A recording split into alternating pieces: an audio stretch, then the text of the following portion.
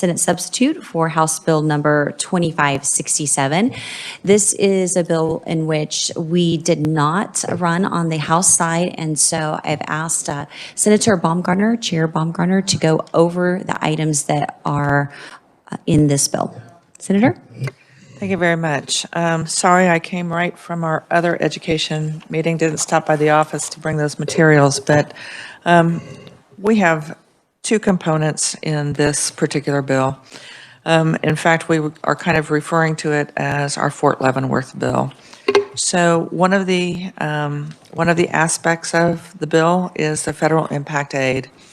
And the state of Kansas is the only state in the United States where that federal aid that comes into the state isn't being given to the districts that primarily serve our military and our Native American population, because the land is considered government land. And so it is a disbursement of $17 million that comes to the state.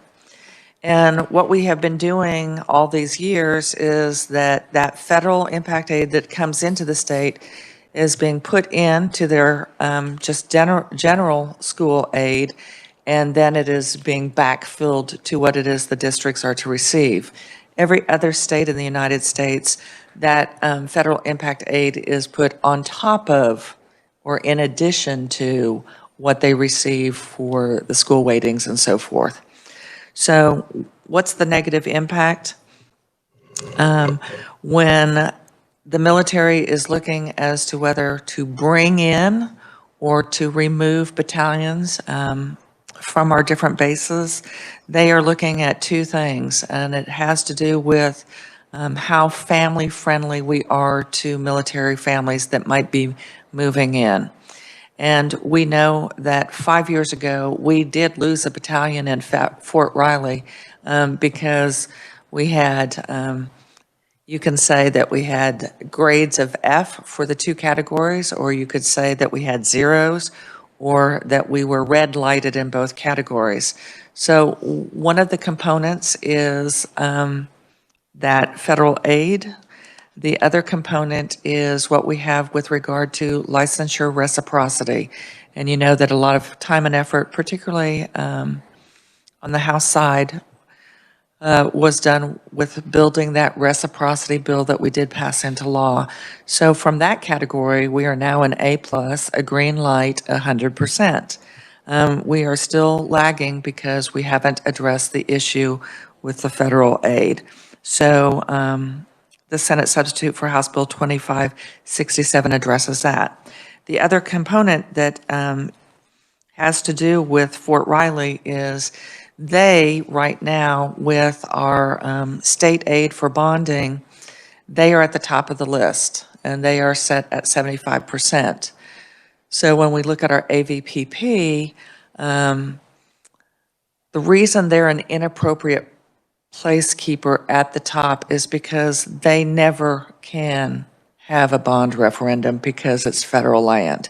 So when we pull them out, what we have in House Bill 2567 is we are removing school districts from counting virtual students because they are never in a brick and mortar.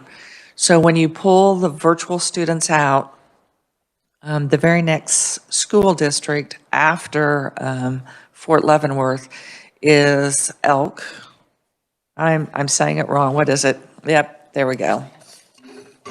Well, you've already pulled it out, but it is Elkhart, exactly. So Elkhart, again, has very low student population. So we move to the very next, which is Galena. And when we look at the current capital improvement state aid for Galena, that's at 51%. So then what we did is we did the runs for all school districts using Galena as that, from Cherokee County as that top. And so when we run that through, what we were looking for is for that capital improvement state base aid, what could we do to make sure that we're maintain the status quo? And this form of funding for capital improvements was established in 2015. And so as you look through the runs, you'll see There might be a 1% fluctuation. A few school districts, it moves them up 1%. A few school districts, it moves them down 1%. But essentially, it keeps us at status quo. Now, where you would see a significant change would be any particular school district that had a high population of virtual students. And again, the notion was pull them out because they're not a part of a brick and mortar, which is what capital improvement would be based on, is improvement for capital facilities. So it would either be major renovations to an existing facility or new builds for those districts that are growing significantly. So again, it removed virtual students from the count. It removes Fort Leavenworth from the count with regard to that AVPP measurement. And the reason Fort Leavenworth was always at the top is it only had like 2 facilities that could even be taxed. One's a gas station, and I think it's a convenience store attached too. So that always skewed it inappropriately. The other thing we did is that the cap was set to expire. So we put that in for another 5 years. We also, for school districts that receive no state aid, they are not a part of that cap. It's only those institutions that would potentially receive any. So we had an example, a situation that occurred last year where all districts have to turn into the Department of Education their bonding efforts, their bonding proposals. And so we had a school district that was to receive, they were on the list to receive some state aid, but because there was nothing left as a result of the other districts that were receiving 0 state aid, they had to delay their bond referendum for another year so that they could fit in. I do want to flip back, going back to that federal impact aid. There are 24 school districts that would be receiving that additional money. And the largest sum would be going to the Geary County Schools, and that would be 10.2 million. Second largest would be Leavenworth, 5.8. And it moves all the way down to, I think the lowest is right here, West Franklin. They would receive 8,228. So I do want to, the only other thing that I want to add to this is, everyone is watching this. All of the branches of the military are watching to see that we take this action to align with all the other states. And I know that our school districts are watching to make sure that we do make this change with regard to the bond and interest. So that would be the explainer on this particular bill. Thank you, Madam Chair. So I do have some questions, and one, JG, I have a copy of the 51%, but they're not, I didn't print off the copy that has them in order from 51% all the way down. Could we get a color copy version the way that you shared for our committee members for the next time we meet? Yes. And my assistant Holly, if you wouldn't mind make a copy of the impact aid for members of the committee that may not have that. So that would be helpful. So I wanted to talk to you and ask a few questions about both of these. For the removing Leavenworth for the capital improvement state aid, right now in Kansas, we have $6.8 billion of bond debt with our schools.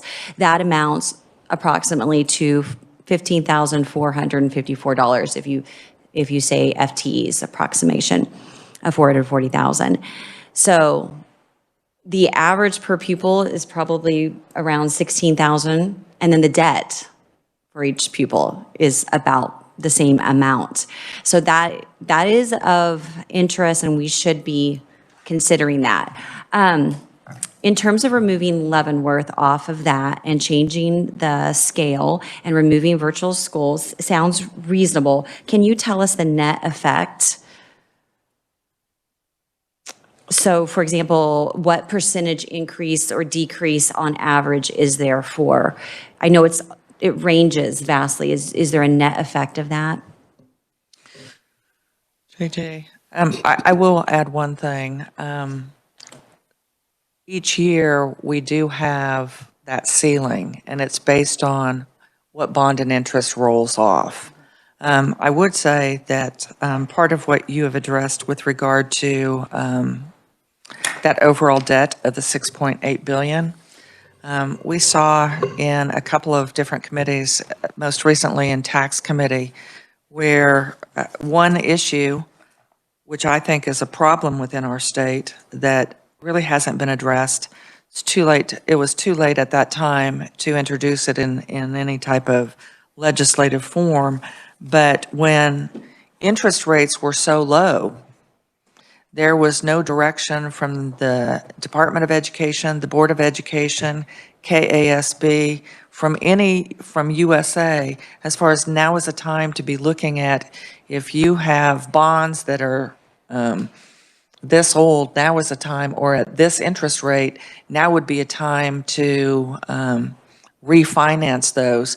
And the way I asked that question because the issue of what our debt is for capital projects for school districts was an informational presentation in taxation, and it just so happened that the superintendent from, I believe it was Dodge City, spoke up and said they had gone through that process, but he was unaware of any other school districts in western Kansas that had done that. And so we do not have a process that triggers school districts on when to take that action. And part of what he shared is it reduced the tax burden for the state. It reduced the tax burden for the local community. It also reduced the number of years that we had that they had that obligation. And so now, of course, we know interest rates are going up, so it's too late for that. But we really should be looking at a process where when interest rates get to a certain level, that triggers that we are circling around and mandating them to go through that process. All right, well, thank you. On another request for that document that you could provide us that shows the 75% with Leavenworth that shows changing the base to 51% per this bill, could we also have another column that shows us each time we changed it from, was it 2017 that we changed it? Or 2015, so we could, 2015, so maybe just one more column that shows what their percentage was? That'd be helpful. Representative Hoffman, and then I also want to follow up on Leavenworth. Thank you, Madam Chair. You mentioned the cap, but this bill changes that and takes out those that do not get supplemental aid. They're no longer under the cap. Am I right? That is correct, because they're not participating in any way. Right, okay. But that does change that can change the debt load a little bit. It would simply allow those districts that have been unable, and the example was Olathe School District, I think had a 300, was it just shy of 300 million bond election. Now, we only counted 175 million toward that cap. But what it did mean is the large institutions got in, chewed that up, and there was no opportunity for the smallers to get in there. All right, thank you. Okay, and then I'd like to come back to the federal impact aid monies. So my question on that is that Kansas, because of the Supreme Court case and the decision on that, we are a little bit different than many other states. Many other states have found themselves in court relating to equity and proper amounts of funding. But what we did was, this was included in our Gannon decision, this formula. And I just want to bring up the fact that, will this impact the equalization? Meaning that when you take the total foundation aid and you subtract those monies that they already have, whether it's tuition, whether it's the 70% impact aid, or whether it's your general fund balances, Could that affect equalization in Kansas? Is that a concern, or is the federal concern of higher concern? And just to give you an example, just took 2 districts and compared them because they have similar populations, enrollment numbers, and one does receive federal assistance, the 70% impact aid, and one does not. And I use Fort Leavenworth as an example, their per pupil in 2021 was $13,724. And Rose Hill, which is in my district, similar population, 11,326. We've got an equity, so that's with the 70% calculated in to provide more equity. Then you look at 21, 22, and it gets a little closer, but Fort Leavenworth per pupil is higher than Rose Hill by about $100. So again, my question is, is the thinking that the federal impact for what may happen in the future, or how we're rated, is of higher concern than the Supreme Court's equity case, in which we are equalizing so that one district isn't far advanced? And by the way, these numbers are removing all capital outlay. So we removed all of that because we know that that's off the table. It is our belief that 2 things. The priority with regard to our military is a higher priority. That's one issue. And the reason it is because of the actual revenues that it does drive into our state by having the military here in Kansas. We have factual information that's been provided, and I will bring that to our next meeting in testimony with regard to just from a fiscal standpoint, what that impact is having the military. It's anticipated that we lost nearly $1 billion just by having the battalion moved out of our state, and that occurred 5 years ago. So there is an economic loss when we lose the military. Now, with regard to the students in those school districts, the 24 school districts that are identified, we're talking about just over 44,000 students, and they are identified as having needs and issues that are unlike any other school districts. The churn for those kids is that they will move probably 7 times within just their K through 12 experience. When they are coming in, they might have been shifted 2 or 3 times prior.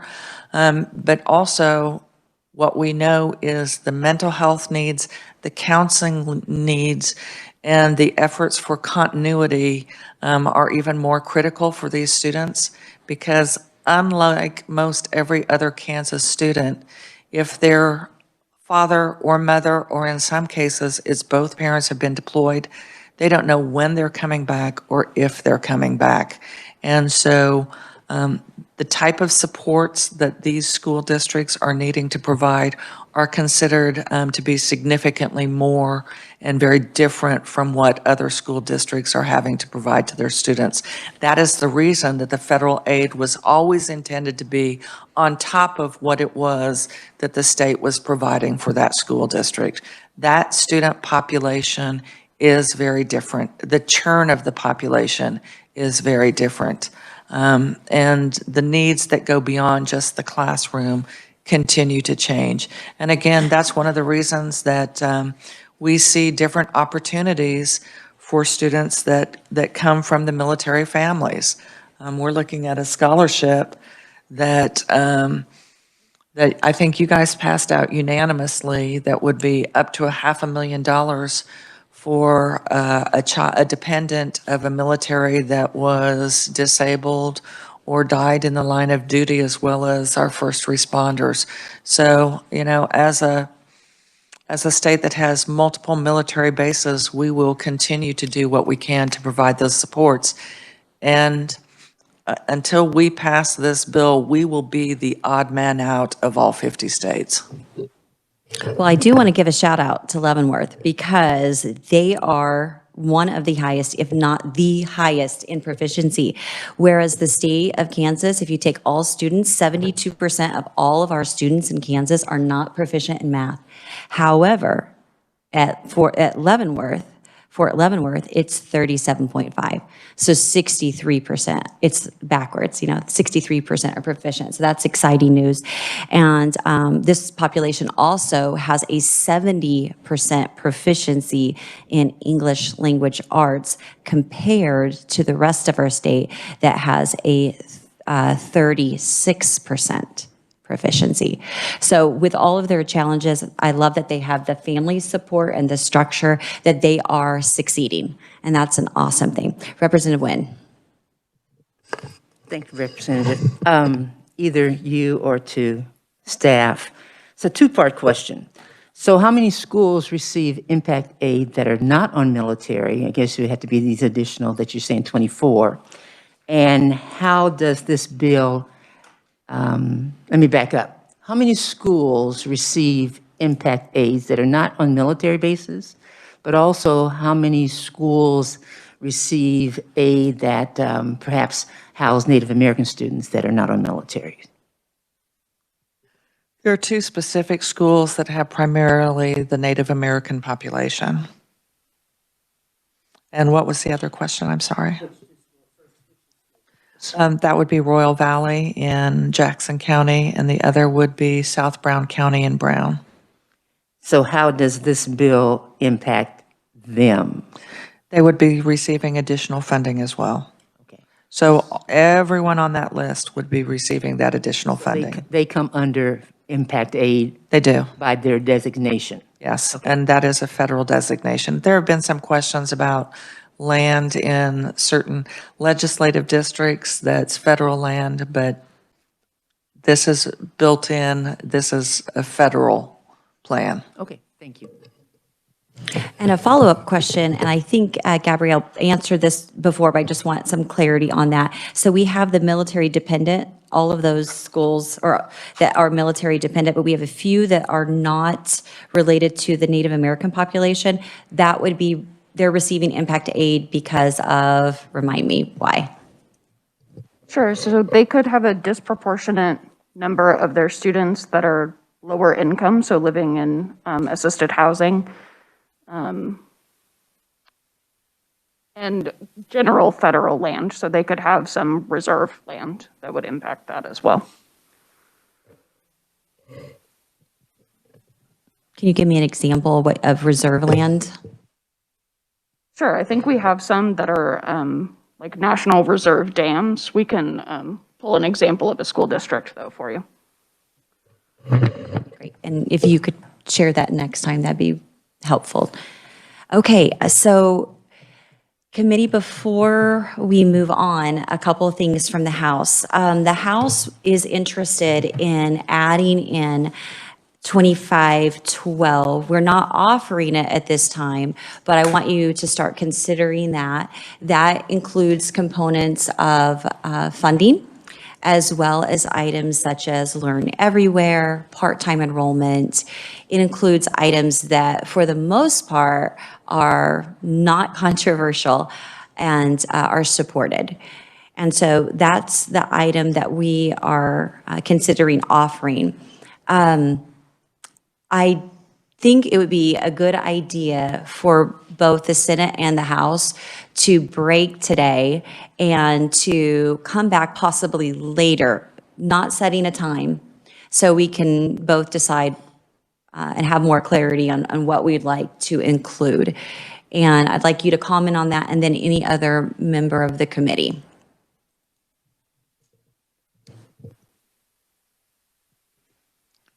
So are you speaking specifically with regard to a focus on third grade reading, online math tutoring? Was there anything else in specific? I don't think, let's see. Well, definitely I can provide the list for you. If we bring that as an offer, I'll bring you the complete list, so you'll have all the items, but third grade literacy is important, and it is included in there. Some achievement reporting back as well, because we want to continue to focus on achievement. And there's a list of other items, including credit recovery for students and that are under 19 years of age, but we can provide that complete list. You could also have pull up the supplemental note for the House substitute for House Bill 2512, and it includes those items. We can go over that, and I do know Representative Hoffman also has a question or request. Yeah, thank you, Madam Chair.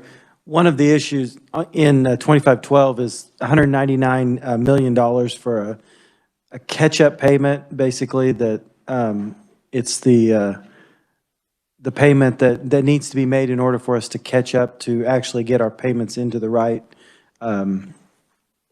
fiscal year. And your position in looking at appropriations, your position was to have it in 2023, and our position was 2022. In 2512, it is in 2022, but we would like to look at your position of moving it to 2023. Is there additional information you need with regard to maintaining the status quo by having it be in 2023? Okay, thank you. And if it would be helpful, we could ask our revisor to give the short list of items in there. Would that be helpful? Okay, Nick.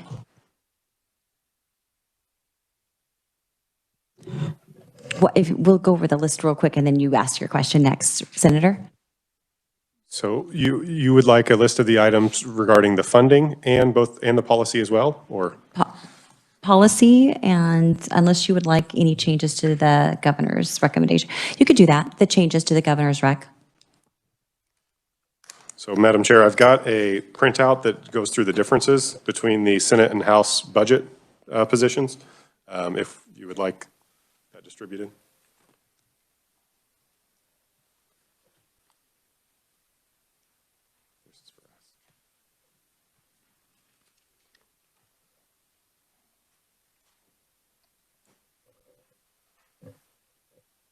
So as you start looking at this, the first thing, and as the chair said,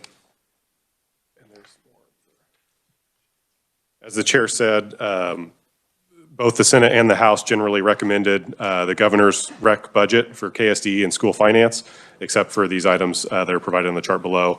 So as Representative Hoffman noted, there's a distinction between the House position and the Senate position regarding the delayed state aid payment between the House and the Senate.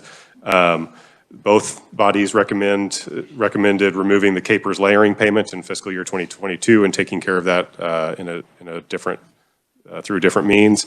The House position requires KSDE to charge each school district a fee based on the district's enrollment to reimburse the state general fund for the $100,000 dyslexia coordinator position. And whereas the Senate position simply retained the governor's rec funding for that $100,000 dyslexia coordinator position.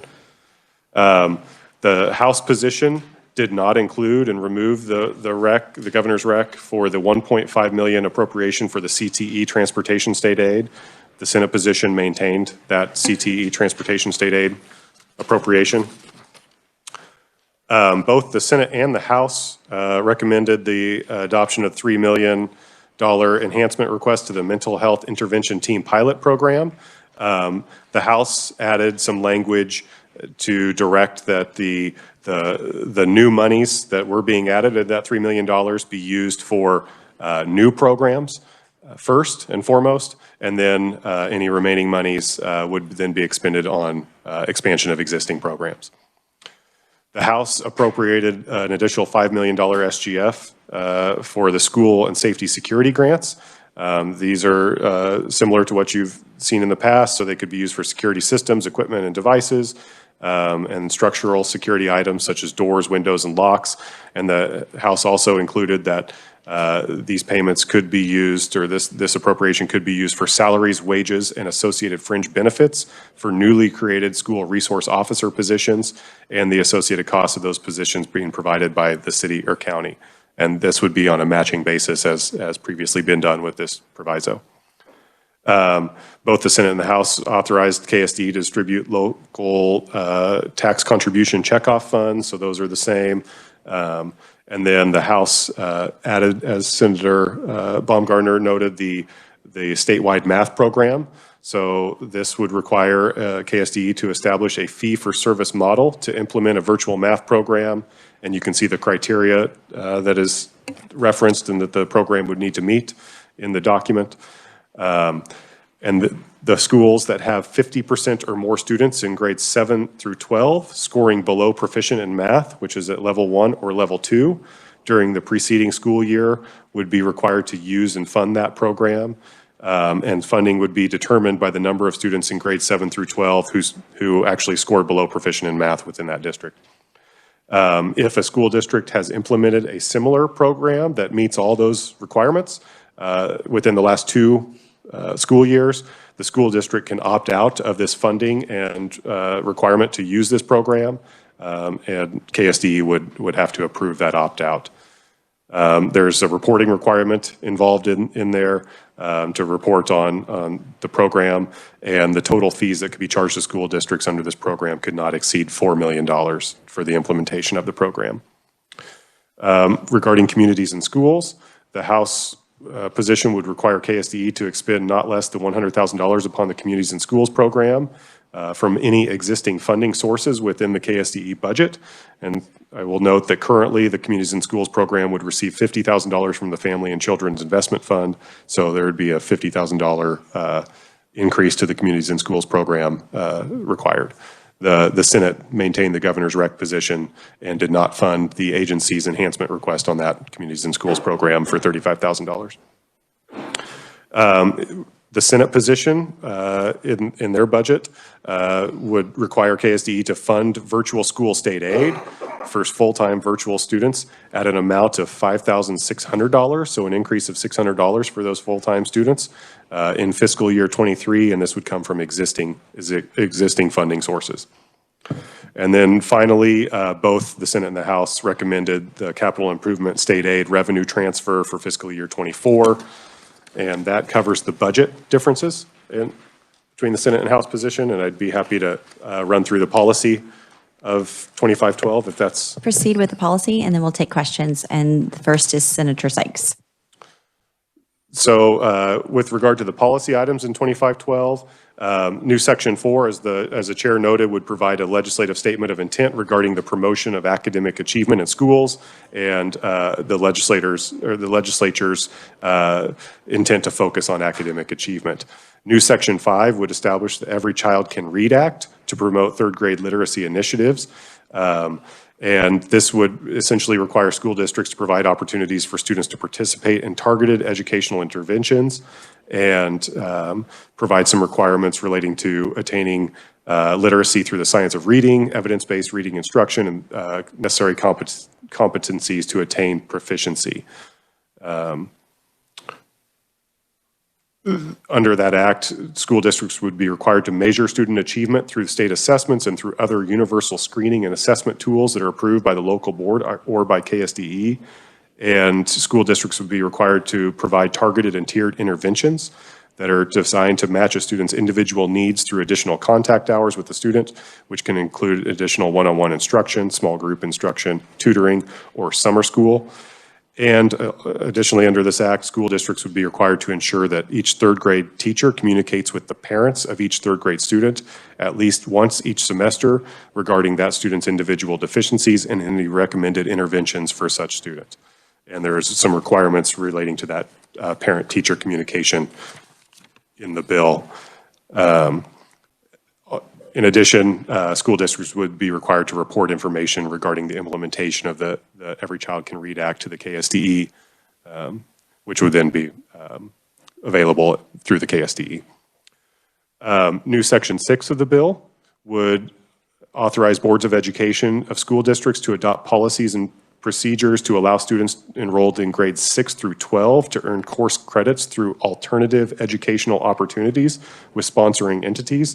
So these are like work-based educational programs, and school districts would be allowed to adopt policies to establish eligibility requirements for sponsoring entities, requirements for the provision of alternative educational opportunities, some procedures and criteria to evaluate those work-based proposals, and the course credits that may be earned through those alternative educational opportunities.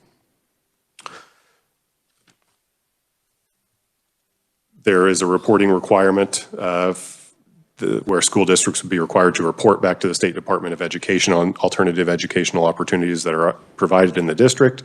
And the Department of Education would compile those reports and have those available.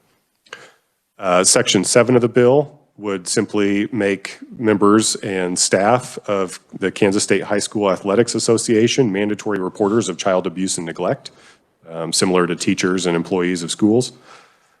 Section 8 of the bill is the needs assessment and state assessments proposal, and I believe that was Senate Bill 362 coming over from the Senate.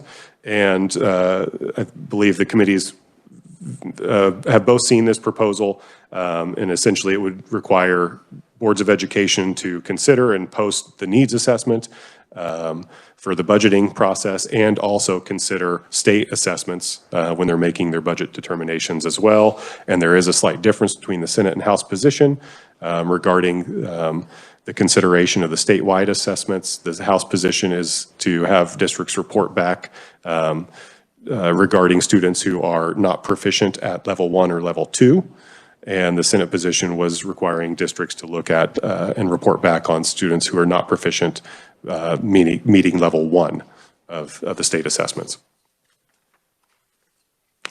Section 9 of House Bill 2512 would authorize part-time enrollment and amend the compulsory school attendance statute. And boards of education would be required to adopt a policy to allow students to enroll and attend any courses, programs, or services offered by the school district on a part-time basis. So this would apply to students in private school or homeschool. So these part-time students could enroll in school districts, and if a school district were to receive a specific scheduling request with regard to part-time enrollment, the school district would be required to take that into consideration and make a good faith attempt to accommodate those requests, but would not be required to adjust the school schedule to accommodate all those requests.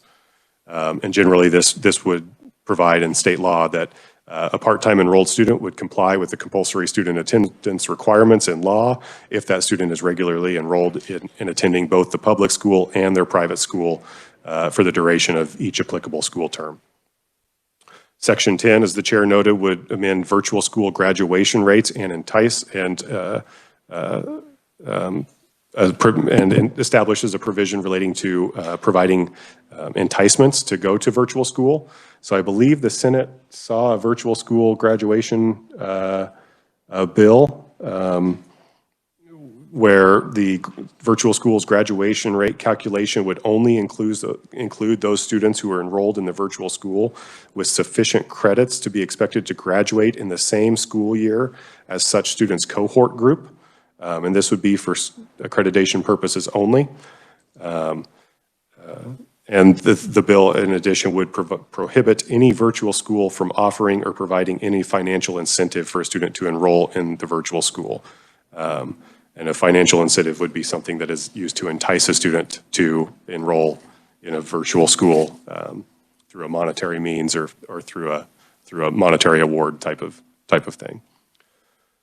Section 11 would amend virtual school state aid for credit deficient students.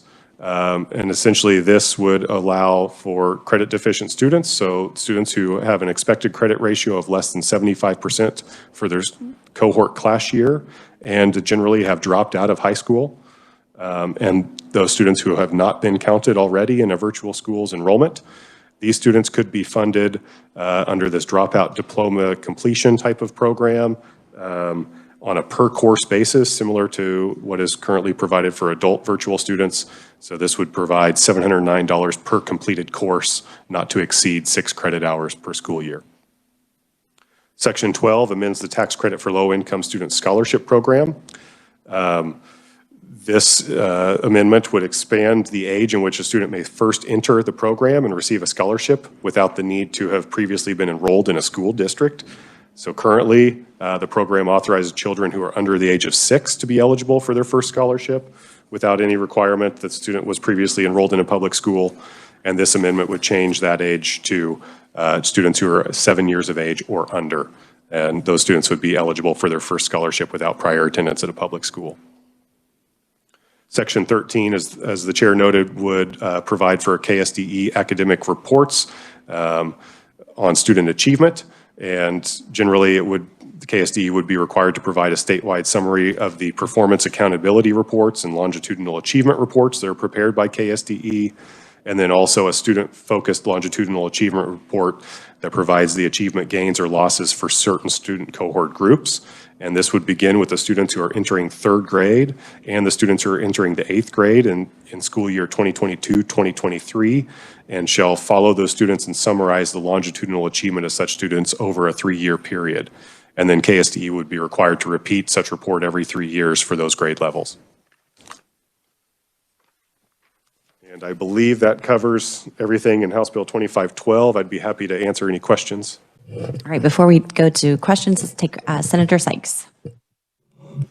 Thank you, Madam Chair. So I actually have questions on this. My first one before was, what was the vote count on the House side to 2512? I believe it was 74, is that right? 74 votes. And you can pull it up exactly. I believe, is it 76 to 46? Oh, thank you, 76-46. Okay, thank you.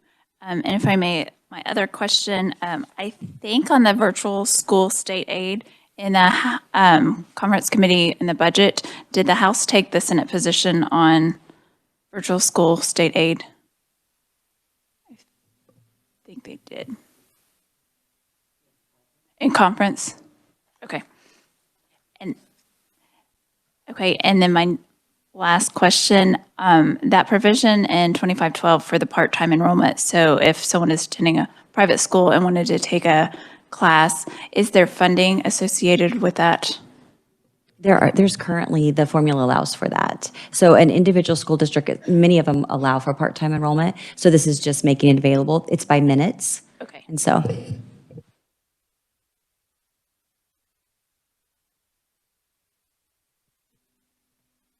All right, Senator Sykes, are you finished? Okay, Representative Witten. Thank you. Nick, clarify if the district already is using, a math program and they choose to opt or allowed to choose opt out, do they still have to make the report?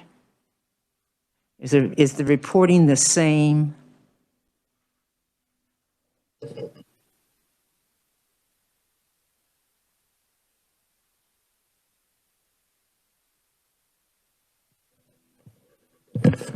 So the proviso language currently says that participating districts shall track and report to KSDE on the number of centers and students using this program that's provided for in the proviso.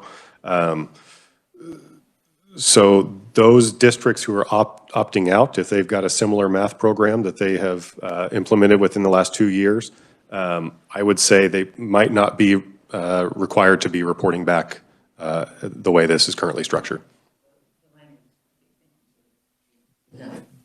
I would think that the Kansas Department of Education could put forth rules that would compare, because I think the original intent would be to compare districts that were using a program that was based on state standards and districts that weren't using a program. So if a school had something that was similar, that was based on state standards, then it would be natural that we would want to compare those districts and see which districts are improving and which districts aren't. That is what was provided to us relating to the Discuss Math Nation, Florida. They had 400 schools that were Title I that increased their math achievement scores by 17%. So that's compared to others that did not have that type of gain. Other questions? Senator Sykes. Thank you. A question on the dyslexia coordinator. So the House position was each school district had a fee based on district's enrollment. Is that whole enrollment or those who are taking advantage of the dyslexia? It would be based on enrollment, FTE count. So it's about 20 cents a student because the science of reading based on the work of the task force is so important and so critical, especially when we're talking about 3rd grade and under. So rather than add another position onto, I think KSD has 260, 270 positions, instead of adding a new position that isn't funded by the schools. Schools need this resource and dividing it by FTE. Chairwoman Baumgartner. Thank you very much. Could you talk to us a little bit in Section 6, where it's the 6th grade through 12th grade alternative ed work-based opportunities? I noticed that you pulled the 1.5 million appropriation on CTE Transportation. So was some of it to provide transportation for this? Okay, so the rationale from the committee on this particular item is that we're adding, I think, $167 million in through the Gannon decision this year. Schools are getting more money. If schools lose enrollment or if schools have lesser at-risk students, then of course you might find that's going to negatively impact their total state aid. So if they're getting increases every year, and we have an inflation factor that's going to hit in 2024, that this is something that was passed statutorily, the CTE, without transportation. And in the past, schools have both paid for it and sometimes not paid for it, depending on what has been placed in the budget. And since we had all those increases, we took the position that the school districts should and can fund this. So is it that they can and fund the alternative education work-based opportunities, or that they can fund the CTE? Because, and the reason I ask that is because in the other Education Conference Committee, we're looking at House Bill 2631, which is the CTE pilot program.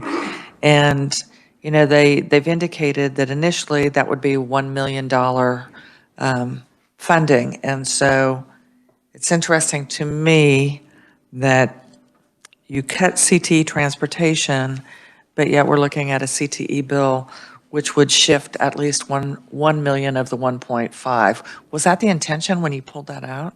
So the intention is, again, that bill did not come to K-12 budget committee.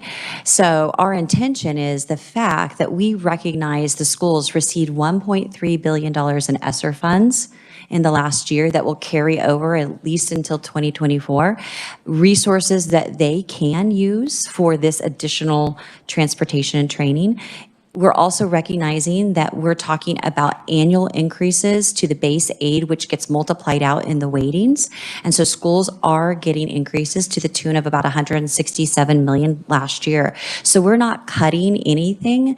It's just this is the governor's recommendation. And to give you an example, the governor did not provide any money in her budget for the safe and secure grants that helps prevent intruders into our schools. That was not provided the year before either. We added $5 million. So it's not as if the House position was not to increase funding. We actually did. But we set priorities, realizing that individual districts can take this as a priority and add that in, and we encourage them to do so. Do we have any information with regard to just how much was expended last year on CTE Transportation? Is that something that research could get for us, please? I think my other question has to do with Section 10 and Section 11 with regard to virtual school. And I think specifically it's Section 11 with regard to virtual aid. That, in that section, you're talking specifically about those high school dropouts. Is that correct? The credit recovery is related to those that they're no longer in the brick and mortar school. They've been out at least 60 days. They're under the age of 19. They don't fit anywhere into our formula. And so what we're saying is if we can identify them and find them, they're not in the school. They've either dropped out by their parents signing off on them, or they are not been present for 60 days, then if we can identify them, then we can help them finish their diplomas. And it actually mirrors what we do for adult recovery diplomas, which is $709 per credit hour, up to 6 per year if they are credit deficient. So it's a way to try to find some lost kids out there. Agree. I think we'll find some lost foster kids in the process, which I think would be helpful, at least those that have aged out. With regard to Section 5, Every Child Can Read Act, is that primarily reporting, or is there funding with that? What is that? So there is reporting that's required on that. And there is not additional funding because we do provide the funding. We provide the total of close to $5 billion in state general fund monies. And so what we're saying is that we, from our interim meeting, have identified that we really are at a crisis level for our kids. When you have a majority of students that are not reading at grade level, we've got to stop it before they get to college and need additional courses that are for remedial courses. And that's costing the state twice. If they can't read or do math at the level they need to, when they get to college and take courses, we're all paying for them again.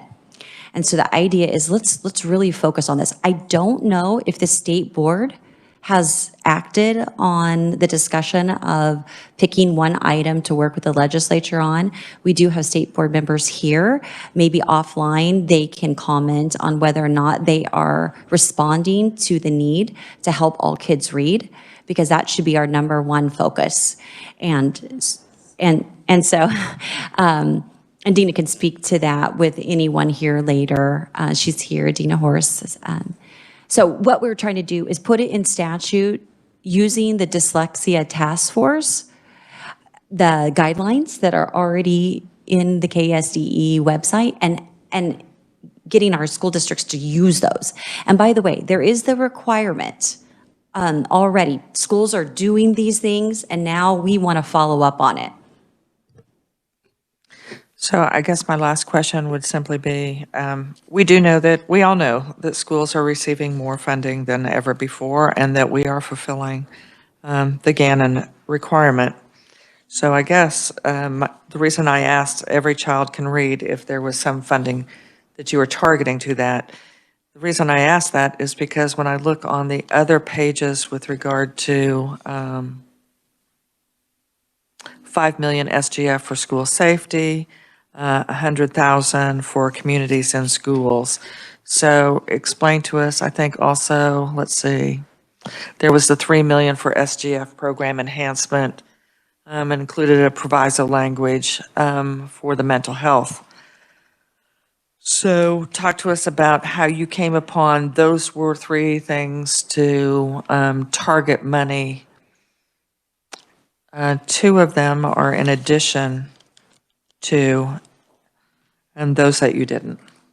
Okay, so again, I would come back to, we are funding additional monies. Remember, last year we provided $80,000 for a dyslexia coordinator at Pittsburgh State University to help with the instructional teaching of the reading of the science of reading. And then this year, your position and our position are similar, but paid for in a different manner. We have the dyslexia coordinator, which actually is really helpful to all students. If you look at the outcomes for our students right now, we pay our schools to help our kids read. We do that now. That is, we do not need to pay additional money to help them do what they should be doing or are doing or could do better.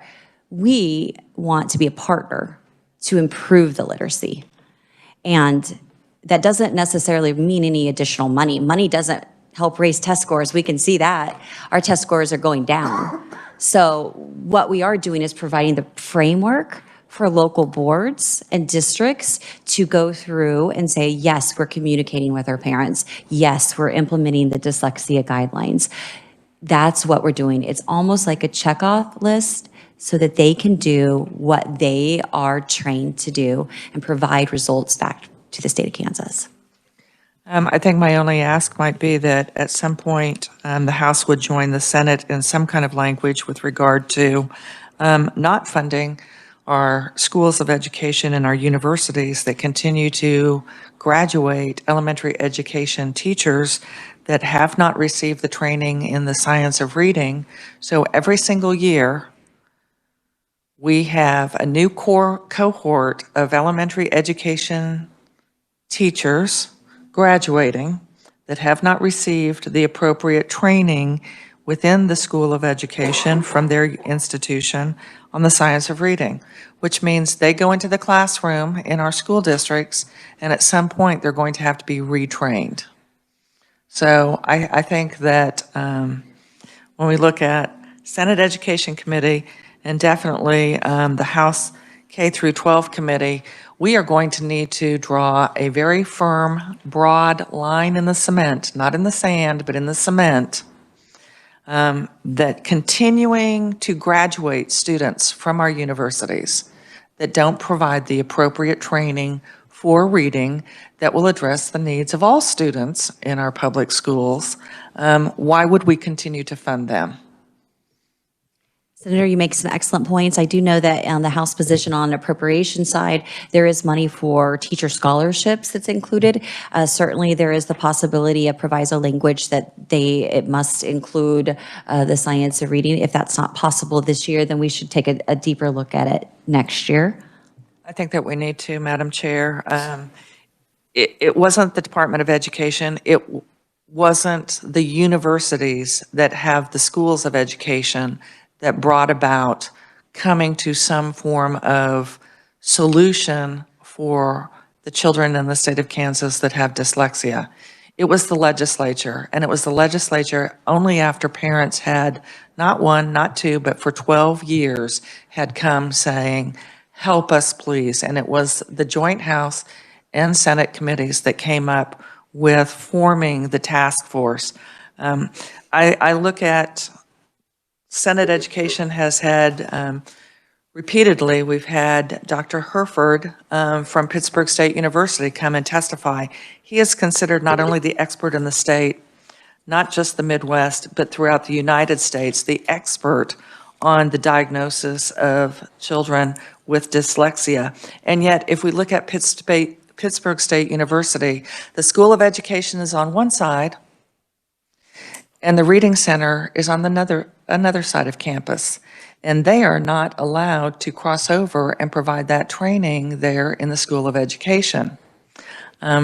We need to make sure that we take a stand, because if in fact we are going to pursue this Every Child Can Read Act, then we need appropriately trained teachers in the classrooms. And I know we have many school districts that have really been working quite hard on this, but the worst thing we know we can do in education is train someone knowing that we're going to have to train them differently because they already start that behavior. And so we need to make sure our universities are walking the walk, not just talking the talk. Thank you, Madam Chair. All right. Any other comments? So committee, I think we've had a review of some possible items that could be included. There may be other items that would be included. So Senator Chairwoman Baumgartner, let's take a break and not schedule anything for today, but I would ask all members to be aware that there could be something scheduled later today. And I will make sure that we're in touch with your office assistant and my office assistant and alerting and working on a time that would work for us and our committee. Does that sound good? Thank you very much.